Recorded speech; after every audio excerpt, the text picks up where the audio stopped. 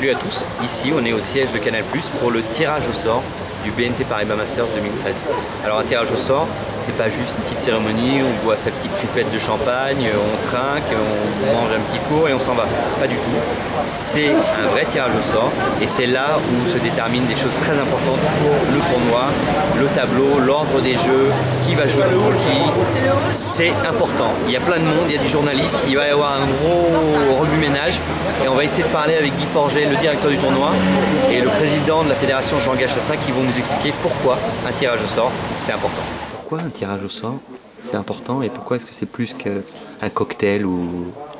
Parce que c'est ce qui lance véritablement le tournoi, parce que peut-être pour le grand public c'est pas quelque chose d'important, mais je peux vous dire pour les joueurs, pour les vrais passionnés, ceux qui ont envie de voir leur joueur préféré aller dans le tournoi, il y a forcément une attente, un stress, une émotion particulière. Et même moi, lorsque je vois les noms là qui défilent les uns par rapport aux autres, on ne peut pas s'empêcher de se projeter, d'imaginer des duels. Pourquoi un tirage au sort c'est important? Parce que ça peut quand même définir un certain nombre de choses par rapport à la semaine qui devrait suivre. J'imagine que c'est toujours un peu stressant pour certains joueurs, ceux qui sont tête de série un peu moins, mais surtout pour les autres.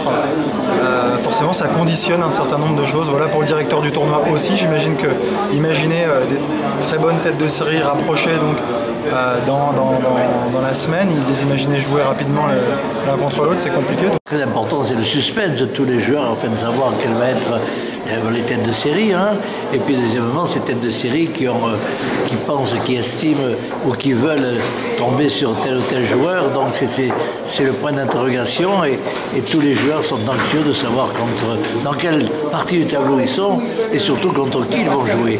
Donc c'est très, très important pour tout le monde et même pour les organisateurs.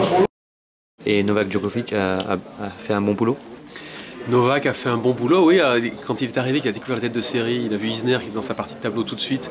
Je pense qu'il a dû un petit peu serrer les dents parce que c'est un joueur extrêmement dangereux, qu'il a déjà battu en Master 1000 par le passé, donc ce sera un tour difficile si l'un et l'autre arrivent jusque-là. Maintenant, pour ceux qui vont suivre ce premier tour, je crois que c'est une demi-finale au Master 1000 d'Indian Wells il y a 2 ans en arrière, donc c'est dire si cette confrontation peut être vraiment presque une finale. Ok, super, merci et bon tournoi. Merci.